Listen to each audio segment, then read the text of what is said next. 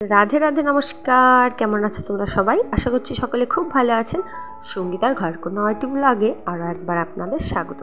যে যেখান থেকে আমার ব্লগটি দেখছেন, যদি কোথাও ভালো লাগে তো অবশ্যই তোমরা আমার চ্যানেলটি সাবস্ক্রাইব করে আমার নতুন বন্ধু হয়ে আমার পাশে থাকতে পারো। তো চলুন আজকে তোমাদেরকে সঙ্গে নিয়ে এই সকালবেলা থেকে ব্লগটা শুরু করছি। তো দেখুন, সকাল সকাল এই যে বাড়ির কাজ কর্মগুলো করে নিচ্ছি। তো দেখুন, কিছুক্ষণের মধ্যেই আমার সমস্ত কাজকর্ম কমপ্লিট হয়ে যাবে। তো দেখুন, সামান্য টাইমে আমি কিভাবে আমার সংসারের কাজগুলো পার্ট বাই পার্ট করি, তো সেগুলোই আজকে তোমাদের সাথে শেয়ার করব। আর তোমাদের কেমন লাগছে আমার ব্লগগুলো অবশ্যই তোমরা কমেন্টে জানাবেন। তো আজকে নদীতে যাব এই যে সকাল সকাল বেলায়, একদম মানে প্রচণ্ড সকাল কিন্তু। হ্যাঁ, তো যাই হোক, এই যে বিছানাটা উঠিয়ে নিয়েছি, এখন এটা পেরে নিচ্ছি, ছেলেকে রেখে যাব। ও সকাল সকাল যেতে চাইছে। তো ওর কিন্তু হচ্ছে ব্রাশ করা হয়নি, আমারও হয়নি। আমি কিন্তু ওদের থেকে অনেক আগে উঠেছি। আগে উঠে বাকি কাজগুলো করে তারপরে ওদেরকে ডাকাডাকি করছি। তো মানে উঠছে না। আমি বললাম সকাল সকাল কাজকর্মগুলো করলাম। আর আজকে রাত্রেবেলা বাসনগুলো না মেজে টেজে রাখিনি, তো সেগুলো মাজা গাজা হইলো। তো একটু দেরি হবে বাসি কাজগুলো করতে, তো ওই জন্য সংসারের কাজগুলো করলাম। বাসি কাজ করে ঘরদোর একটু গুছিয়ে রেখে এখন যাব নদীতে। তো ওই জন্য আপনাদের দাদাভাইকে ডাকলাম যে ওঠো, তাহলে আমি বিছানাটাও ধুয়ে দিই। একটু সাগাই টাগাই আত্মীয় কুটুম বাড়িতে আসলেই যে বিছানা একটু গড়াগড়ি হয়, তো সেগুলো একটু কাছাকাছি করার থাকে। তো ওই দিন তো বললাম আমার দুই বোন এসেছিলো, একজন দিদি হবে একজন বোন হবে, ওরা দুই বোন নিজের। তো যাই হোক, এসেছিলো, অনেক খেলাধুলা হয়েছে, বাচ্চা কাচ্চা আছে, তো দুষ্টুমি, বিছানার মধ্যে একটু এঁটো টেটো পড়েছে, অনেক কিছু। তো যাই হোক, আর আমরাও একটু গড়াগড়ি করেছি। তো ওই যে দুদিন পর পরিষ্কার করছি, ওরা তো চলে গেছে, দুদিন আমি ব্যবহার করলাম তাও বিছানার চাদরটা। আর আজকে এখন ধুয়ে দিচ্ছি, ভাবছি নদীতে যেহেতু যাব তো একবারে ধুয়ে মুছে নিয়ে আসি। কারণ প্রতিদিন তো আমি আসি না, যখন বেশি চাদর টাদর হয় তখন আসি। আর এগুলো ধুলে পারে আমি হচ্ছে ভারী হয়ে যাবে, আমি তো উঠাতেও পারবো না। তো ওই জন্য আপনাদের দাদাভাইকে বললাম চলো, নামাতে তো পারবো, ওঠাতে পারবো না। আর দেখুন, আপনাদের দাদাভাই নদীতেই ব্রাশটা ডুবিয়ে নিয়ে নদীতেই হচ্ছে ব্রাশ করবে। যেহেতু নদীতে এসেছে তো ওই জন্য নদীর জল দিয়েই বলে ব্রাশ করবে। তা আমি বললাম নদীর জল দিয়ে করবা? আর সকাল সকাল তো নদীর জল পরিষ্কারই থাকে। আর যে সাইড দিয়ে ওই সাইড দিয়ে দেখুন, জলটা কিন্তু ওই সাইড দিয়ে ভালো পরিষ্কার একদম। কারণ ওদিক দিয়ে জলটা এসে ধাক্কা পড়ে তো এখানে, তো এখানকার জলগুলোর থেকে ওদিকের জলগুলো ওই সাইডে খুব টলটলে, একদম নিচে বালিটা যেরকম সেরকমই দেখা যায়। যে তো দেখুন এখন নেমে পড়লো, মুখ ধোবে ওই পাশে।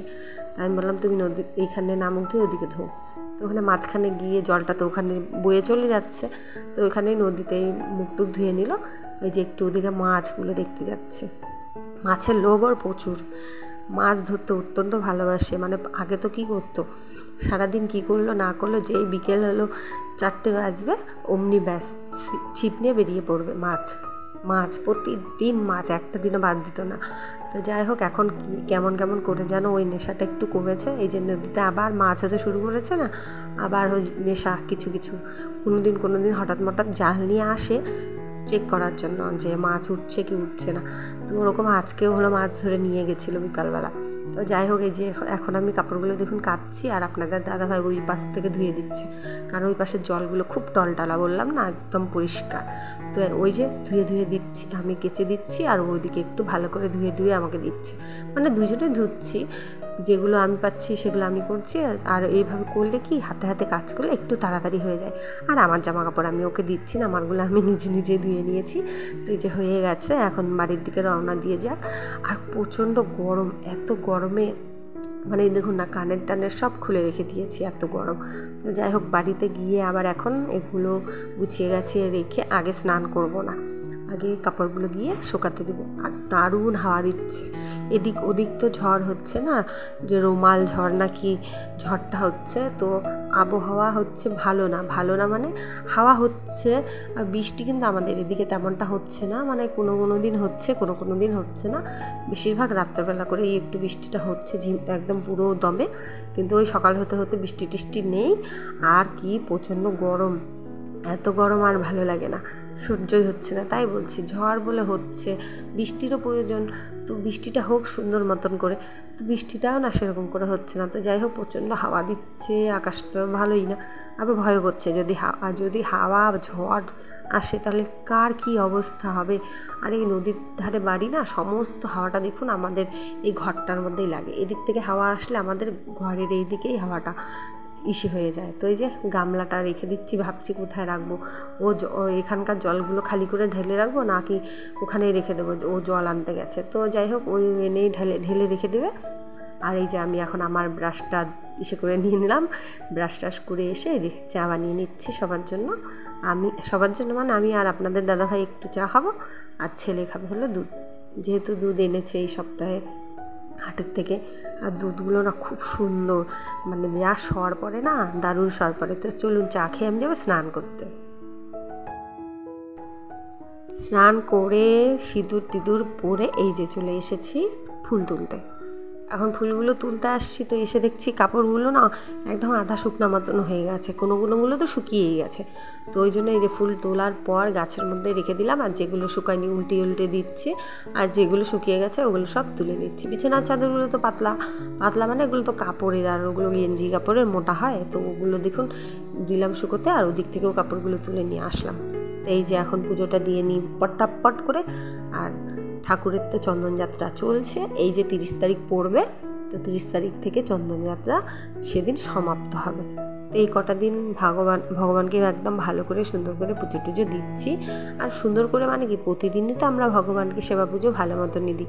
আজকে ভোগে দিচ্ছি হচ্ছে সন্দেশ এনেছিল ওই দিনকা, তো তার জন্য তাই কী করেছি, তো সন্দেশ একটু আবার রেখে দিয়েছি। তো মানে কি বলবো, যেরকম হচ্ছে সামর্থ্য তার মধ্যেই ভগবানকে দেওয়ার চেষ্টা করি।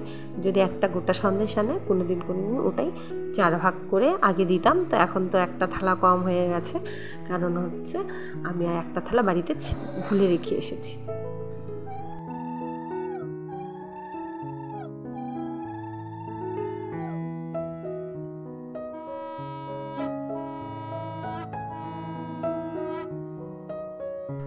আর এই গোপাল সোনার সেবা করতে গেলে কিন্তু অনেক নিয়ম পালন করতে হয়। যেহেতু আমরা হলো ছোটোবেলার থেকে আমরা যেভাবে পুজো করে এসেছি, আমরা সেভাবেই পুজো করি। আগে তো পুজো করতাম হচ্ছে ওই যে অঘ্রাণ মাসের যে পুজোটা হয়, আমরা তো সেই পুজো অনুযায়ী আমরা গোপালের পুজো ধরেছি। এমনি যেরকম মন করলো যে অনেকে বাড়িতে গোপাল পুজছে, আমিও পুজবো, গোপালকে সেবা দিতে পারবো কিনা, আমরা কিন্তু সেভাবে আমরা গোপালকে ঘরে আনিনি। আমাদের যে নিয়ম অনুযায়ী আমরা অঘ্রাণ মাসে যে গোপাল পুজো করি, তো সেই অনুযায়ী গোপাল আমাদের ঘরে, প্রতিটা ওখানকার গ্রামবাসীরই ঘরে আছে। বছর বিশাল করে পুজো হয়, সবাই করে ঘরে। তো আমরা সেইভাবেই গোপালকে এনেছি। আর ওখানে বেশিরভাগ লোকের ঘরে মাটির গোপাল, আর যারা পিতলের গোপাল পুজো দিতে পারে তো দেয়, তারা দিনে 2বার 3বার করে সেবা। আর যাদের ঘরে মাটির গোপাল, তারা ওই যে দৈনন্দিন যেভাবে আমরা পুজো করি, তো সেইভাবেই 1বার করে দেয়। তো যাই হোক, সেরকম যদি আমি এবার যদি পুজোতে আমার বাড়িতে থাকতে পারি, মানে মায়ের বাড়িতে, তো তখন আমি দেখাবো আমাদের কিভাবে আমরা গোপাল পুজো করি। আমি তো এই বাড়িতে দেখাবোই, কিন্তু এখানে তো আমি একাই করি, আর ওখানে তো পাড়া প্রতিবেশী সবাই করে, সবার বাড়িতে হয়। তো আমি সবার বাড়িতে ঘুরে দেখানোর তখন চেষ্টা করব।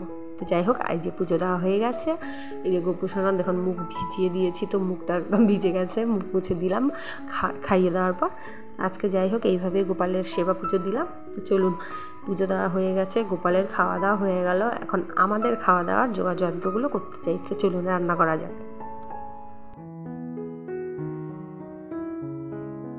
রান্নাঘরে গিয়ে রান্না চাপিয়ে দিয়েছি, ভাত বসিয়ে দিয়েছি। তো মনে হলো ঘরে তো সবজি বারণ, তো সব কিছু, তো ওই জন্য কী করলাম, একটু জমিনে আসলাম ডাঁঠাগুলো তুলতে।